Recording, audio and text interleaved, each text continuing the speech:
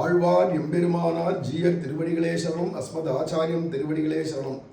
ஸ்ரீசைலேச தயாபாத்திரம் தீபக்தியாதி குணார்ணவம் யதீந்திர பிரவணம் வந்தே ரம்யஜா மாதரம் முனிம். ஸ்ரீமத் கிருஷ்ண சமாஹ்வாய நமோ யாமுன சூனவே யத் கடாட்சைக லக்ஷாணாம் சுலப ஸ்ரீதர சதா. மன்னுயிராள் இங்கே மணவாள மாமுனிவன் பொன்னடியாம் செங்கமலப் போதுகளை உன்னிச் சிரத்தாலே தீண்டில் அமானவனம் நம்மை கரத்தாலே தீண்டல் கடன். கோலாகல தயாபாத்திரம் மாதுரி ரமணம் பிரபும் பக்த பிரியம் பிரேமிகேந்திரம் ரசிகாச்சாரியம் ஆசிரியே. சுவாமி பெரியாழ்வார் திருமொழியில 3ஆம் பத்துல 9வது திருமொழியில அடுத்தது 5வது பாட்டு. முதல் பாட்டிலேயே என்னாதன் நன்மையை பாடிப்பற எம்பிரான் நன்மையை பாடிப்பறங்கிறது முன்னாடியே அனுபவிச்சோம். அதுலேயே 5வது பாசத்துல அஞ்சனவண்ணனை பாடிப்பற அப்படின்னு அடுத்தது சொல்லிட்டு வரார். ரொம்ப அற்புதமான பதிகம் இது. ஏன்னா நாமத்தை பாடி ஆடணும் அப்படின்னு சொல்றதுனால இதுலேயே என்னடானா கிருஷ்ணனுடையதான குணச்சேஷ்டிதங்களை சொல்லி பாடி பறக்கணும் பரவணும் அப்படிங்கிறத சொல்றார். அதுல பஞ்சவர் தூதனாய் பாரதம் கை செய்து நஞ்சமிழ் நாகம் கிடந்த நல் பொய்கை புக்கு அஞ்ச பணத்தின் மேல் பாய்ந்திட்டருள் செய்த அஞ்சன வண்ணனை பாடிப்பற அசோதிதன் சிங்கத்தை பாடிப்பற. இங்க பஞ்சவர் தூதனாய் பகவான் கண்ணபிரான் தூது போன வைபவத்தை சொல்ற பாசுரம். பாண்டவ தூதனாக போனான், கடைசியில பாரத போர் தான் அப்படின்னு முடிவு கட்டின்னு வந்தான். இப்படியாக கடைசியில பாரத போரை நிகழ்த்தி அவர்களையே மன்னராக்கி பஞ்ச பாண்டவாளையே மன்னராக ஆக்கி பக்தாளுடைய பட்சபாதியா இருந்து விநாசாய்ச்ச துஷ்கிருதான துஷ்டர்களை ஒழிச்சு சாதுக்களான பாண்டவாளை சம்ரட்சணம் பண்ணி லோகத்துல தர்மத்தை ஸ்தாபிச்சான். எந்த தர்மத்தை கடைசியில் ஸ்தாபிச்சான்னா சர்வ தர்மான் பரித்தெஜ மாமேகம் சரணம் ரஜன் கீதையினுடைய சரம ஸ்லோகத்தை சொல்லி இதனால சரணாகதிங்கிற தர்மத்தை ஸ்தாபிதம் பண்ணா. ஏன்னா அந்த பஞ்சபாண்டவாளும் கிருஷ்ணனை சரணாகதி பண்ண குடும்பம், அதனால பகவான் காப்பாத்தினான் அப்படிங்கிறது காட்டப்படுறது இல்லையா. அதோடு இல்லாத முன்னாடியே பிருந்தாவனத்தில் இருக்கச்சவே அங்க காளியனுடையதான தலை மீது நர்த்தனமாடின வைபவம். நஞ்சமிழ் நாகம் கிடந்து நல் பொய்கைவுக்கு அஞ்ச பணத்தின் மேல் பாய்ந்திட்டு அருள் செய்த. அவன் உயிர் போயிருக்கணும், அகிலாண்டு கோடி பிரம்மாண்டத்தை வயிற்றுல வச்சு நர்த்தனம் ஆடின்னு இருக்கான் பகவான். அப்போ அத்தனை பாரத்தையும் அந்த காளியனால தாங்க முடியாது, உயிர் போயிருக்கணும். அங்கிரி குட்டனை ஈன்றார் பாகவதத்துல. அவள் போட்டு செம்மையா காலால நெத்துன்னு போட்டு குட்டுறான், உயிர் போயிருக்கணும்.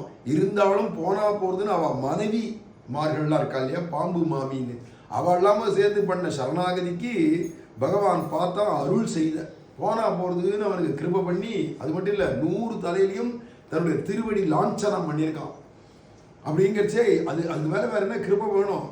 அதனால இந்த காளியன் எங்க போய் ரமண தீபத்துல போய் இருந்தாலும் அவன் நினைவு பூரா கிருஷ்ணனுடைய கிருபை தான் நினைவுல இருக்கும். எவ்வளோ கிருப்பாளு, எவ்வளோ உயிர் பிச்சை போட்டானே என்றதுக்காக இல்லை, ஒவ்வொரு தலையும் நான் காட்டினா அதுல ஒவ்வொருத்தையுமே மெனக்கட்டுன்னு திருவடியை வச்சு லாஞ்சனம் பண்ணானே, திருவடியை பொறிச்சாரே.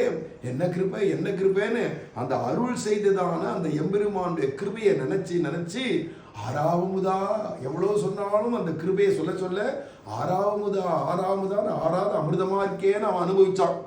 இதே மாதிரி பாண்டவாள்னா அவர்களை மன்னராக்கிறதுக்கு அப்புறமா என்ன நினைச்சிருந்தானா, முன்னாடியும் சரி பின்னாடியும் சரி கிருபையை அனுசந்தானம் பண்ணிட்டு இருந்தா பாண்டவாள்.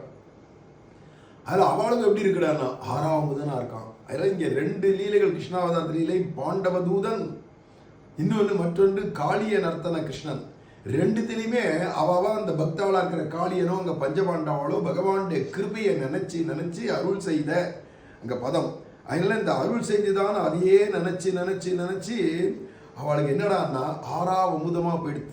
அந்த 6ஆம் அமுதனை பாடிப்பற அப்படிங்கிறார். அஞ்சன வண்ணனை பாடிப்பற அசோதிதன் சிங்கத்தை பாடிப்பற. இங்க அஞ்சன வண்ணனை பாடிப்பற. அப்போ அவனுடைய ரூப சௌந்தரியம் இருக்கு பாருங்க, அந்த அஞ்சன வண்ணன் அதை பாடிப்பற அப்படிங்கிறதுக்கு இங்க சொல்றார். இப்படி சரணாகத ரட்சணம் பண்ணுகையாலே அஞ்சனம் போன்றதன் திருமேனி நிறம் பிரகாசிக்கும்படி நின்றவனை பாடிக்கொண்டு பர. அப்ப ரூப சௌந்தரியத்துக்கு ஏத்தமான வாசகங்கள் இருக்குல்ல, நாமங்கள் இருக்கு இல்லையா, முன்னாடி சொன்னோமே. ரூப சௌந்தரியத்துக்கு ஏற்ற மாதிரி நாமங்கள் எதுதோ அதெல்லாம் பாடி பரவணுமா. இப்ப இங்க ரூப சௌந்தரியம்னா கிருஷ்ணாவதாரத்தை போல ஒரு சுந்தராக்காரன் ஜெகன்மோகன சுந்தரா அப்படிங்கிற மாதிரி ஒன்று உண்டோ? ஜெகன்மோகனா காரணா பகவான் அவதாரமாச்சே கிருஷ்ணாவதாரம். அதனால் அந்த அஞ்சன வண்ணனை, அஞ்சனம்னா கருப்பு, கருப்பு வர்ணமான திருமேனுடைய அந்த எம்பெருமானுடைய ரூப சௌந்தரியத்தை சொல்லக்கூடிய நாமங்களை சொல்லிட்டு பாடிப்பற அப்படிங்கிறார். இப்படியாக பகவானுடைய கிருஷ்ணாவதார லீலையிலேயே அசோதை தன் சிங்கத்தை பாடிப்பற. அதில் யசோதா கே லால், யசோதா கே பால் அப்படின்லாம் சொல்லி சொல்லி ஹிந்தியில் அவன் பாடுறா இல்லையா, அதுதான் இங்கே யசோதை தன் சிங்கத்தை பாடிப்பற.